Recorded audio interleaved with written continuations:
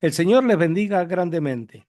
Es un honor para mí poder llegar a cada uno de ustedes a través de estos audios por los cuales transmitimos la palabra de Dios. Esta serie tiene como propósito conocer las diferentes conversiones que nos muestra la palabra de Dios. Hemos estudiado cómo la predicación del Evangelio se extendió por todo el mundo y cómo llegó a diferentes tipos de personas, a judíos, a samaritanos, a extranjeros, centuriones, es decir, soldados romanos, carceleros, comerciantes, administradores públicos, magos, etcétera.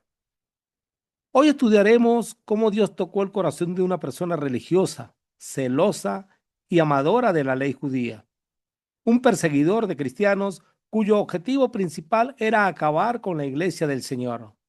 Este hombre es Saulo de Tarso. La primera vez que aparece Saulo en las Escrituras es en el libro de los Hechos. En el capítulo 7, versículo 58, nos dice, y echándole fuera de la ciudad, le apedrearon, y los testigos pusieron su ropa a los pies de un joven que se llamaba Saulo. El relato bíblico quiere mostrarnos que él era una de las personas presentes en la muerte del primer mártir cristiano, Esteban, a quien mataron apedreándolo. Saulo nació en la ciudad de Tarso. Era un estudioso de la ley de Dios e instruido por uno de los más grandes rabinos de la época. El mismo Saulo dice de sí mismo en Hechos capítulo 22, versículo 3, yo de cierto soy judío, nacido en Tarso de Cilicia, pero criado en esta ciudad, instruido a los pies de Gamaliel. Él estaba listo para lo que creía era su deber. Su odio por el cristianismo llegó a tal punto que pidió permiso para ir en busca de ellos en otros lugares. Como mencioné anteriormente, Saulo fue un joven criado a los pies de Gamaliel, uno de los rabinos más grandes de la época y miembro del Sanedrín. Este es un dato sumamente interesante, ya que los opositores más férreos de Jesús fueron precisamente los miembros del Sanedrín, los sacerdotes, los rabinos, los líderes religiosos, los fariseos, los escribas. Estos hombres se opusieron a Jesús una y otra vez. Nunca aceptaron sus enseñanzas, a pesar de que pasaban su vida entera leyendo las escrituras y eran personas estrictamente apegadas a sus leyes. Sin embargo, a pesar de todo ese estudio, jamás pudieron conocer realmente a Dios. Tanto fue así que Jesús les confrontó en uno de sus mensajes diciéndole, hipócritas, bien profetizó de vosotros Isaías cuando dijo, este pueblo de labios me honra, mas su corazón está lejos de mí, pues en vano me honran, enseñando como doctrinas mandamientos de hombres. Mateo capítulo 15, versículos 7 al 9. Estos hombres tenían un corazón totalmente apartado de Dios. Nunca le conocieron en verdad. Por eso, cada vez que Jesús los enfrentaba, ellos quedaban sin palabras y se llenaban de indignación. Su molestia llegó a tal punto que fueron ellos mismos quienes planearon su muerte.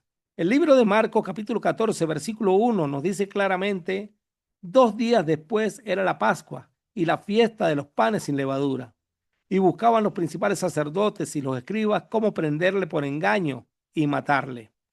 Fueron precisamente estos hombres, los líderes religiosos de la época, quienes planearon un complot contra Jesús para poder acabar con su vida. Pero luego de la muerte del Señor Jesús, su sepultura, su resurrección y antes de ascender al cielo, sus discípulos fueron encomendados a continuar con su legado. La comisión era esta: id y predicad el evangelio a toda criatura, como lo dice Marcos 16:15. O, por tanto, id y hacer discípulos a todas las naciones, bautizándolos en el nombre del Padre, del Hijo y del Espíritu Santo. Mateo 28:19.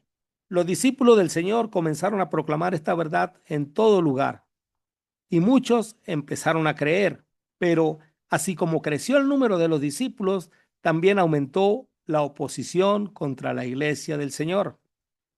Entre todos ellos destacaba uno, Saulo de Tarso, quien había sido instruido por los mismos líderes religiosos que planearon la muerte de Jesús. Es por esa razón que lo vemos como cómplice en la primera muerte de un cristiano. El libro de Hechos, capítulo 8, versículo 1, es tajante al decir, y Saulo consentía en su muerte. Saulo se convirtió en el gran opositor de la iglesia del Señor. Tanto fue así que el mismo capítulo, en el versículo 3, nos relata: y Saulo asolaba la iglesia y entrando casa por casa arrastraba a hombres y a mujeres y los entregaba en la cárcel. Saulo literalmente odiaba el cristianismo. Él estaba decidido a destruirlo.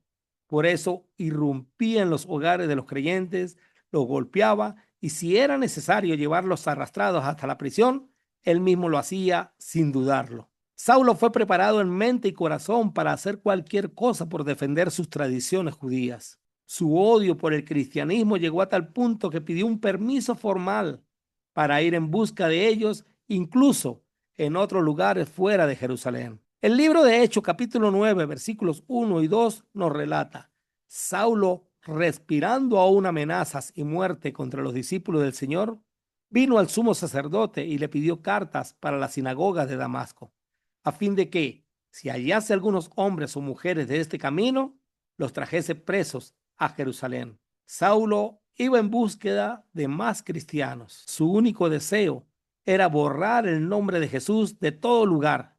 Y si para lograrlo era necesario quitarle la vida, él estaba totalmente listo para hacerlo. Pero Saulo no sabe que será en este viaje donde tendrá la experiencia más maravillosa de toda su vida. Es en este trayecto donde Saulo tendrá un encuentro directo con el Señor Jesucristo.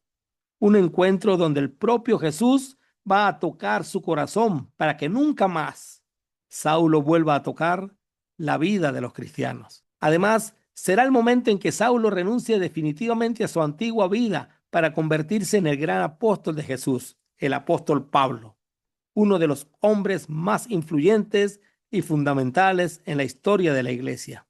De esta conversación seguiremos aprendiendo en las venideras lecciones, donde Dios nos invitará a cada uno de nosotros, tal como lo hizo con Saulo, a ser transformados por su poder.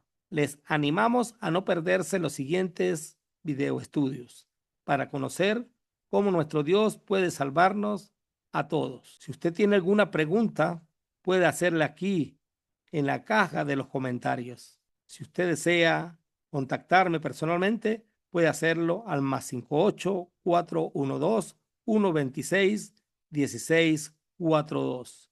Estaré atento para responderle. Y si usted desea compartir esta información con otras personas, simplemente tiene la oportunidad de hacerlo compartiendo este video estudio. Que Dios le bendiga grandemente.